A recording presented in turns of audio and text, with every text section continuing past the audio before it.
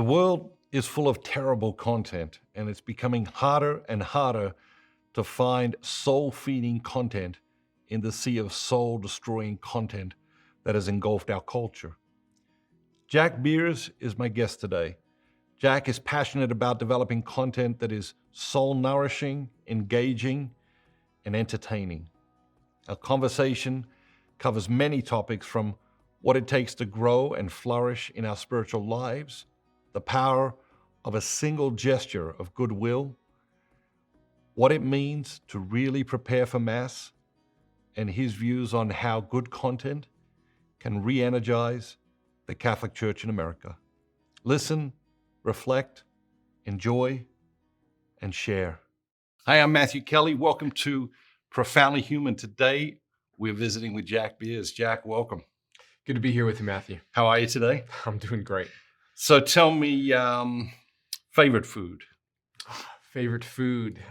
It's a great question. My favorite food is chicken, which is an odd answer to the question. I eat a very specific food regimen for my health, and I am very well known among my circle of friends, and that is it, on having the best salty chicken that you could possibly have. And I could eat it every meal, every day, anytime, anywhere. Cold, hot, anything. The Chicken Man. The Chicken Man. Yes. What about favorite movie? Favorite movie is It's a Wonderful Life. Not only is it a great movie with a great message and just phenomenal lead actor in Jimmy Stewart, who's my favorite actor of all time, but is the movie that my family and I watched every year while we were decorating the Christmas tree. So there's just a lot of deep familial roots in there. And the ending scene, I'm not a crier, but I can't help but tear up at the end of that movie every time. Now, is there a line or a message that sort of particularly stays with you? So my grandfather, he passed when I was 4, but he is legendary in my family for always finding a way to do the right thing, no matter the personal cost. And so I very much see my grandfather in Jimmy Stewart's character. And so it's the lesson of that movie is, you just do the right thing for the right reasons long enough, and you will discover that life is pretty wonderful down that path. So I love that whole concept. Powerful, very powerful. What about favorite sport? That's baseball. That's easy. I was 5 when I went to Shea Stadium, which is where the New York Mets play. And it was bat day. And someone handed me a bat that was bigger than me. And I went with my dad and my uncle. And it was, when I first got into the stadium, it was just like, this is a touch of heaven. This is incredible. Even though I was 5, I loved the pace. I love the way that the game is played. I love the different nuances and all the little unwritten rules and how things go. And I usually say something about baseball like, it's the only poetry I understand and enjoy. But I love baseball. So my kids are crazy about baseball at the moment. And I remember a couple of years ago, I saw Shohei Ohtani hit a home run. It wasn't his first by any stretch. It was the first I saw. And it was on a YouTube clip. And it was absolutely mesmerizing to me. And I called my boys down. They were down in the kitchen, called them down to my office. And I showed them this clip of him hitting this home run just over and over, watched it like 10 times. And then Harry said to me, Dad, why are you showing us this so many times? I said to him, like, this might be the greatest baseball player you ever see in your lifetime, And Harry said, like Babe Ruth. And I said, yeah. Wow. Like Babe Ruth. And I'm reading this week that the Mets are trying to buy, steal, borrow Shohei Ohtani from the Angels. What do you think about that? Well, he is the greatest two-way player since Babe Ruth. There's no doubt about that. And there's going to be an argument at some point if he is the greatest two-way player of all time, because Babe Ruth didn't even he was a pitcher and then a hitter, right? And Ohtani's doing both. Yeah. I would take him on the Mets in a heartbeat, and I would trade. Um, there would be no one untouchable for Ohtani. However, and this is, I don't know if you read this, but there's a feud between the two owners. So the Mets got a new owner before last year's season, and one of the only people to vote against Steve Cohen being the owner of the Mets is the owner of the Angels. And then in the off season, the owner of the Angels outbid the owner of the Mets for a player that was on the Mets, and it was all the rage in baseball land that he did it specifically to stick it to Steve Cohen. So I would be shocked if it happened. However, if the Mets, if Ohtani goes to free agency, I think he'll be a Met. All right. Very good. So he's not coming to Cincinnati to play for the Reds. I don't think Is so. that what you're saying? I don't think so. Very good. You have become very famous lately on the Feed Your Soul series for Dynamic Catholic, presenting the reflections on the Sunday Gospels, along with Alan Hunt and myself. What's been your experience preparing for the Feed Your Soul reflections, and how do you prepare? Has it been invigorating? Has it been anxious? What's it been like? Well, the celebrity thing is an interesting way to tee it up because in my parish, people are coming up to me like before and after Mass and start talking to me in almost like in mid-sentence of an idea that I've shared in Feed Your Soul. And we do them somewhat in advance. So it takes me a few seconds to like, who are you? What are you talking to me about? But it's been really cool to have that experience of someone coming up to you and saying, hey, what you shared really helped me prepare for Mass that Sunday. And this is what I thought about it and how it's impacted me. And I've never had that before. That's been really praiseworthy because that's a interesting experience. It's also fun wrestling with my two kids while trying to be attentive to a person too. So it's good. My experience has been very enriching for me. So I get a list of which weeks I'm going to be working on, and then I like to look at all of the gospel readings first to get a sense of what the whole picture is. And then my step one is to actually try and think of a story that I have seen this gospel lived. I have this theory. I shared it with the content team here at Dynamic Catholic last week that every person, when they are being and living in the best version of themselves, reflects an aspect of the life and teaching of Jesus in a way that is modern and relevant to our times. And I was sharing it because one of our interns, I believe, epitomizes when Jesus looked at one of the apostles when he first met him and said, there is a person with no guile about them. And she's just so authentic and so genuine. That's that teaching lived, And I believe that about every gospel. And so I tried to think, have I seen someone live this gospel passage out?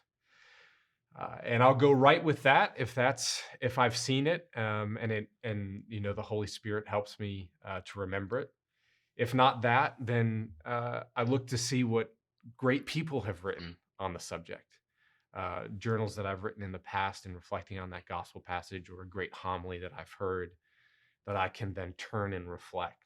You've seen me do that with Fulton Sheen, with a great homily that I've heard, with all kinds of different people who've spoken on the Gospels. So I like to do that, and it has deeply enriched me because it's taken my reflections on the Gospels to a whole other level, and it has also helped me prepare for Mass. What I'm trying to help other people do with Feed Your Soul is help them walk into Mass in a way that they're more prepared to hear the message and more prepared to hear what God is trying to say to them in the Mass. And it's happening to me. So it's helped me. It's helped me do that in a really beautiful way. We email it out on Thursdays, and there are other people who release things for Sunday's gospel, and usually they're releasing them, Saturday afternoon. Why do we send them out on Thursday, and why does that matter? Well, it's not a homily. So we're not trying to replace your Sunday homily. Yep. That's not who we are or what we're trying to do. Uh, one of the things that we like to talk about at Dynamic Catholic, or a question we like to ask is, okay, so if you think that the Mass is boring, like, why do you think that the Mass is boring? Or why are you going to Mass and having an experience that you wouldn't necessarily call as an experience that's really feeding your soul? And people have lots of questions, lots of answers to that question, right? The music, the homilies, the people, the stained glass windows, the pews. I mean, the list goes on and on and on. But one of the things that you have taught many Catholics, including myself, is that we prepare for things that are important. And if Sunday Mass is really important, if the celebration of the Eucharist is really the source and summit of our Catholic faith, then we should prepare for it as if it is that thing. And this is our small, helpful, hopeful way for you on Thursday to experience the gospel, have a little bit of a reflection on it, marinate it with you for a couple of days, and then be prepared to receive what God has to say to you in Mass that day, potentially based off of your reflection from Feed Your Soul. And then from there, if that's your experience, then Mass can never be boring, because then God is going to be delivering a message to you week in and week out. So it's a small thing and it's a helpful thing that's released on Thursday, but it's really all about you having a great conversation with God on Sunday. Yeah, it's a powerful statement. If X, then Mass can never be boring. Yeah. And so, prepare yourself for the Mass. I find it interesting that when we prepare, we just hone in on Sunday, whereas when I don't prepare, I'm like searching on Sunday. I'm like searching for, like, what is the anchor point? What is the grounding of this? Whereas if I prepare, it's just boom. So that's powerful. What about you've been doing on occasion also, and we're doing the monthly calls, now videos for the Ambassadors Club. And of course, the Ambassadors Club are the people who, make everything happen here at Dynamic Catholic. They give $10 a month. They pray for the mission. They spread the word about our new initiatives and that sort of thing. And once a month, either you and me, or you and Alan, or me and Alan, we have a conversation specifically designed to help the ambassadors grow spiritually. They're feeding millions of people through their efforts. And we have always been committed about feeding them and helping them grow. What has your experience been like serving the ambassadors in that way? It's been powerful for two reasons for me. The first is I became an ambassador with my first paycheck 8.5 years ago. You had come to speak at a place that was close to where I was living at the time. And I thought that the Catholic Moments series and what Dynamic Catholic was trying to do as a mission with the Catholic Moments, I just thought, if 10 of my dollars can help make that happen, yes, I'm in. And so so much of my my journey has been as an ambassador. So then to turn around and be sort of in support and in fellowship with all ambassadors in this way is a very, very cool thing for me. But when we go to prepare and help nourish the ambassadors, what I love about the approach that we take is, what's one thing we can talk about this month? So much of the approach that we often take that can be a mistake in nourishing our spiritual lives especially as a church, is like, okay, we've got this one moment with someone. Let's give them everything they could possibly need in this one moment and fill them with everything Mm. in the hopes that they absorb it all. And the ambassador calls are so simple because we're just saying, hey, this is a topic, this one topic right here, you could really sit on this topic for a year or two and get a lot out of it. But let's just segue into it. Let's talk about it a little bit. Let's unpack it a little bit. And here's where we're at with it. Where are you at with it? And just have a conversation with the ambassadors in that way. And then an opportunity to thank them. You know, no other Catholic ministry in America, I think, is in the position that we are with the incredible generosity of our ambassadors.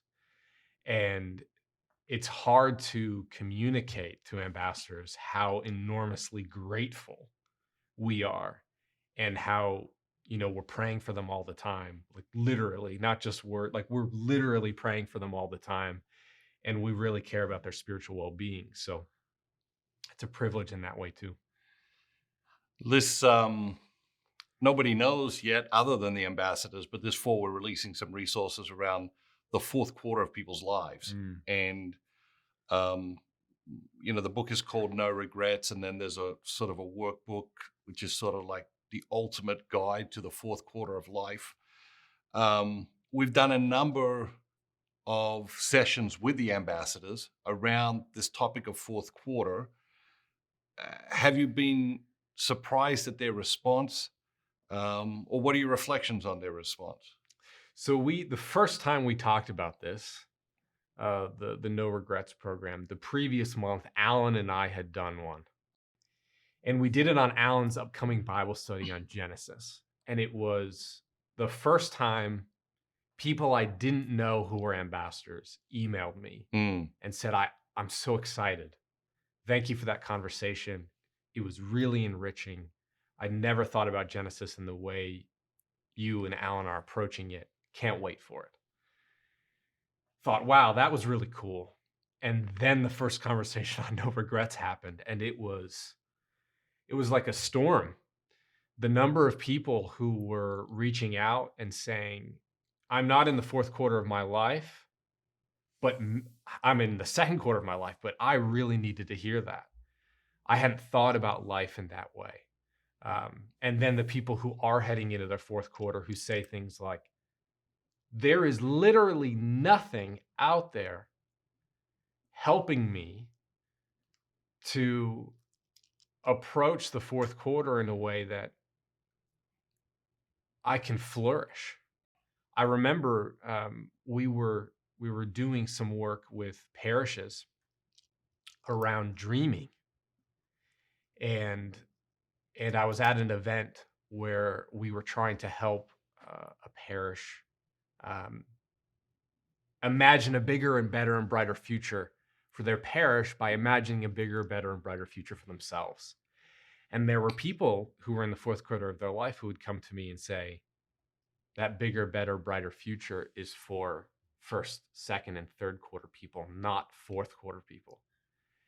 And just this act of giving people in the fourth quarter permission to dream about their fourth quarter was astounding. But we've only touched the surface. For people who will actually get to read this thing and experience it, it's one of the best things we will be releasing in the last couple of years. Yeah. It is very powerful. Yeah. I think one of the things I noticed for people who are in the fourth quarter, approaching the fourth quarter, in the Dream Manager, I wrote about building a bigger and better future. And one of the things I realized myself in the last few years, and has definitely been solidified by working on this fourth quarter program, is that sometimes a better future is a smaller future. And in our culture, we have difficulty with that. We have difficulty believing that a better future could be a smaller future, or that a bigger future could mean less things, or doing less, or focusing on fewer relationships. And so our ability to contract in really meaningful, intentional ways, I think is a big piece of it. And I'm excited to have people experience that. Tell us about how you came to be in Cincinnati, to be working for Dynamic Catholic. Walk us through that. Well, I came into the church in 2012 when I was 21, and a big turning point in my journey in coming into the church is I read this book. I don't know if you've heard it before. It's Rediscover Catholicism. I'm vaguely familiar with it. Yeah. And I was dabbling in Catholicism a little bit at the time, and there was something drawing me to it, and I didn't quite know what it was. And I was given the book right after Christmas. It was taking the book was literally the only way that I was going to be able to physically get out of that church. Like the person handing out the books was very friendly, but I wasn't going to get out of that church without a book. So took the book, had no intention of reading it, couldn't sleep one night, and thought, what's going to help me sleep? Catholic book sounds good. Matthew Kelly. Better than Ambien. Yeah, better. By whoever this Matthew Kelly guy is. Opened the book up, didn't sleep that night because I just tore through it. And I was in college, and I'd been watching college and the collegiate life and the lifestyle and the philosophies that dictated that lifestyle. And I saw it tearing people down rather than lifting people up. I saw them giving themselves over to things that were really tearing them from the inside out. And I'm a person who is all in or nothing. There's very little middle ground for me. If I'm going to relax, there is no movement. If I'm going to get after something, there is no sleeping. Like I am going to get after it. And so I knew I was going to go dedicate my life to something. And when I read Rediscover Catholicism, it was like, wow, pursuing holiness is the only thing I've ever heard that makes every part of your life better. Like Mother Teresa didn't have a dedication to holiness that then destroyed the rest of her life. Everything bloomed because she was pursuing holiness. And so I was in it. And that book also challenged me to read the Gospels every day for a year. And so I took that on. And that catapulted me into making the decision to come into the church. So I'm coming into the church at 21, and I thought I was going to be a sports broadcaster. That's what I thought I was going to do with my life. I was going to be the play-by-play announcer for the New York Mets. And then I got the sacraments. I was baptized, first communion, confirmation, and God started stirring something else in my heart. And I started to realize that I might be called to something else. So I took this year of basically discernment. Like, God, what are you calling me to do? Where are you calling me to go? Who are you calling me to be? And I was just working to get by. And I'd become an ambassador. And I saw this "we're hiring" email. And I saw two jobs. One was an event coordinator, which I was doing a little bit of. And the other one was the job I really wanted, which was team leader of the First Communion, First Reconciliation program. And I thought, well, I've been Catholic for about 30 seconds, so I'm not sure I'm well qualified to do that. So maybe I could do this event thing. And my resume was on the discard pile, but it was on the top. And Mark Moore, who hired me, said there was something weird about my photo. Not sure what that means to this day. He said there was something weird, and I thought I'd take a flyer. And he called me, and about 10 minutes into it, we were talking about First Communion, First Reconciliation. and came out to meet the team and couldn't believe that this was even a possibility, and was offered a job to be the team leader of First Communion, First Reconciliation. And I wasn't sure that I was ready to leave New Jersey. And I was on the fence. And you sent me an email. And in the email, you said, come work with me at Dynamic Catholic. And 40 years from now, you'll be sitting on a back porch with your grandkids, telling them how you were a part of the mission that turned the tide on Catholicism in America. Mm. And I remember where I was sitting in my car about to go to my cold calling job, looking at my phone with this email. And I just said in my heart, I believe him. I believe if I say yes, that Dynamic Catholic will do that, and I will get to be a part of it. And that is an opportunity I can't say no to. So all my belongings fit in my car, literally all my belongings fit in my car. And I rented my apartment sight unseen, and I drove 800 miles from New Jersey to Florence, Kentucky, of all places, and started here. That was about 8 years ago. So you came, you worked on Blessed, Yeah. which I think is arguably one of the most impactful things Dynamic Catholic has ever done. It's the First Communion, First Reconciliation program, being used by millions of kids and will be used by millions of kids. What was that like?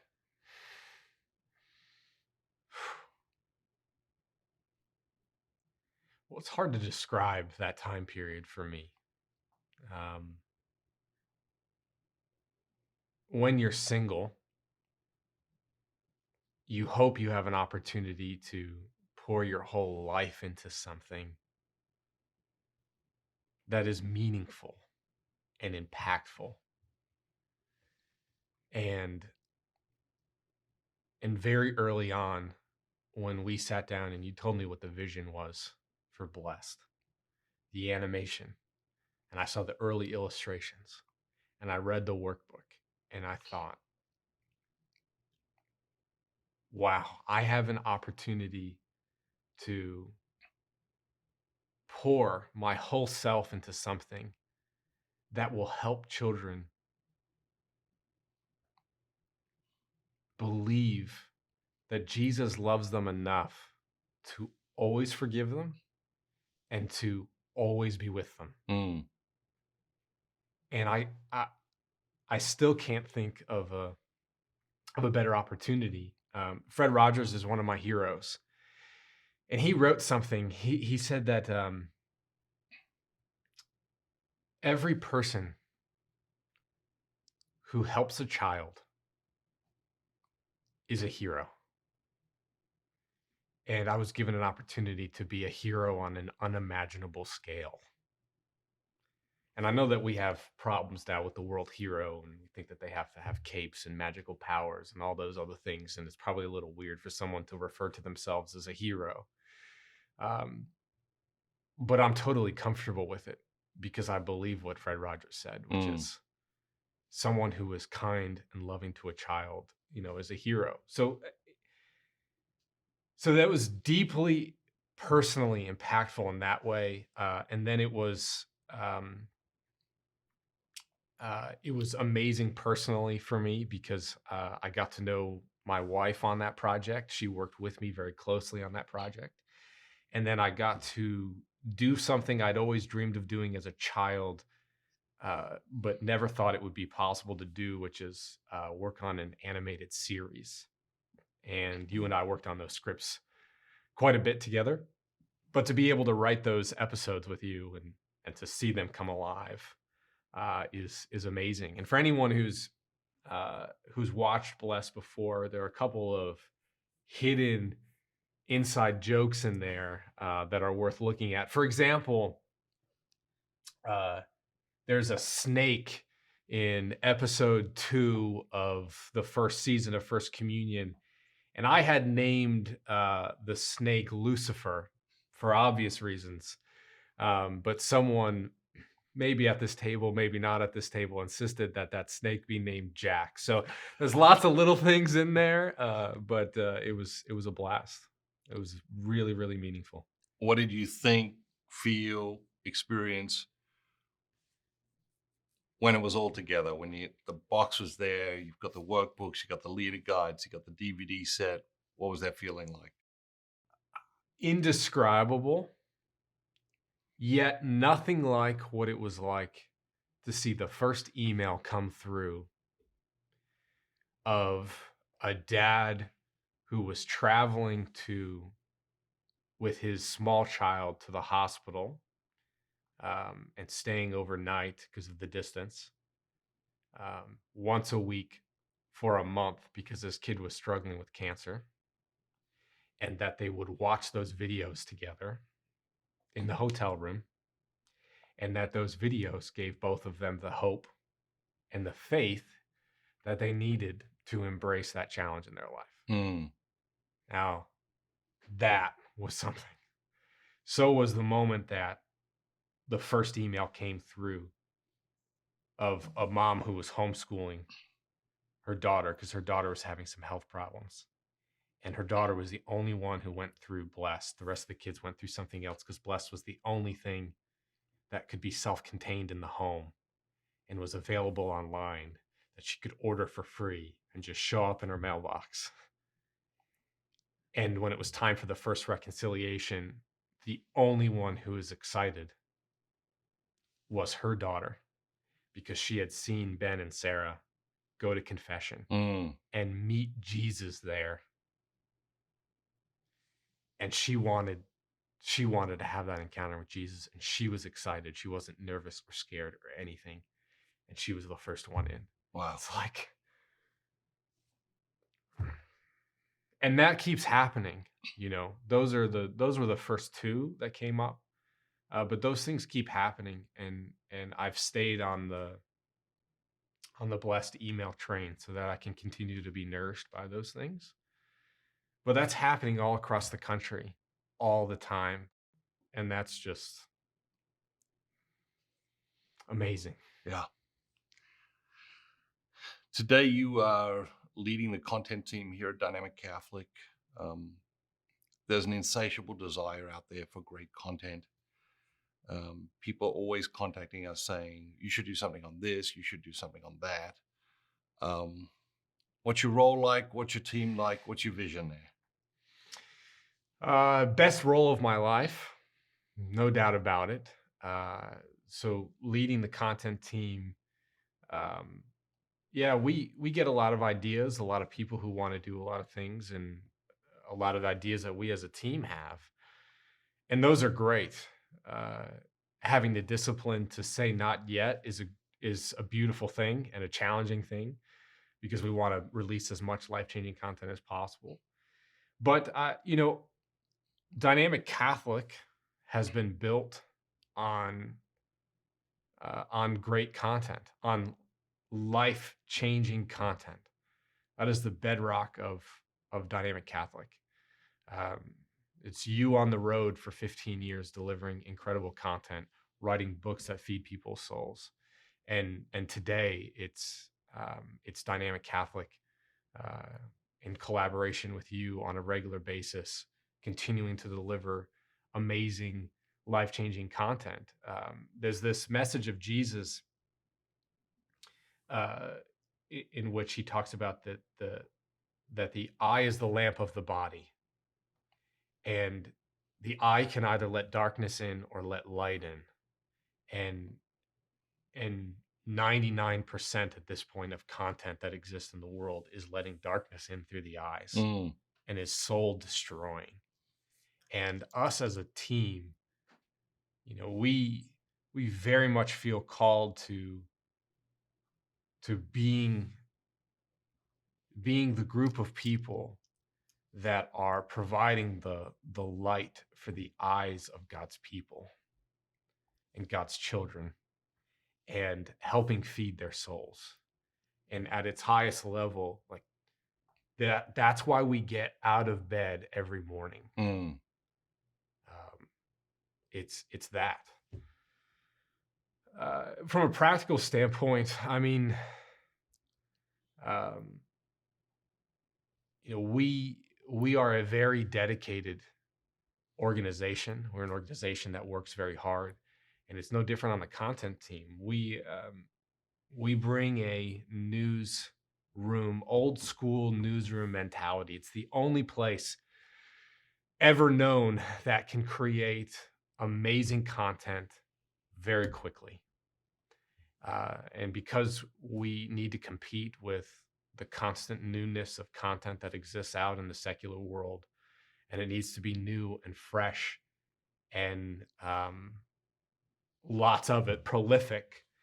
There's a lot on our plate, and we really get after it, and we do that every day.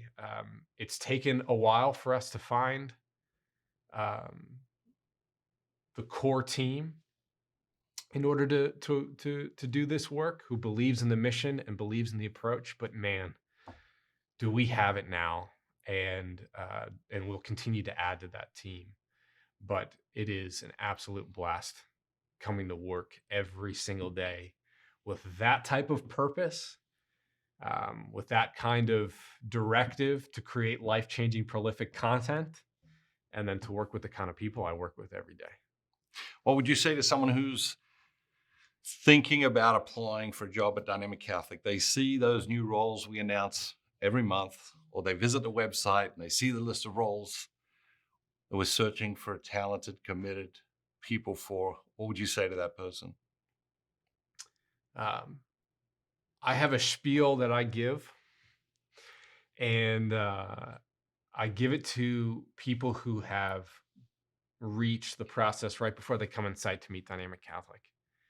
And what I like to do is I like to share, hey, this is what you're going to get yourself into, and it is going to be one of the most rewarding and challenging and meaningful experiences of your professional life, if not the most rewarding, challenging, and meaningful experience of your life, if you come and work with our team. But it is going to be those things. It is going to be challenging. It is not for the faint of heart. It is not for the person who wants sort of an artistic utopia. It is for someone who wants to have serious impact in a serious way, and who wants to have a ton of fun while they do it. Mm. And I believe that those are the two things that are core of our team. We are extremely committed and mission first, and we're willing to take on what the mission asks of us. And we're extremely committed to having fun while we do it. So, there's all kinds of things that happen. We have these full-on project days where we will do an entire project, literally an entire project, in 8 to 10 hours, and the whole team works on it. And then, last week at 4:30, the team hauled it and had an amazing week, and we just said, we're going to go play ping pong and get some ice cream, and just talk about the incredible impact that we're having and how we can't believe we get to do this together and have some perspective. And it very much reflects me, like all in on the fun, all in on the dedication. So it's really good. Jack, great conversation.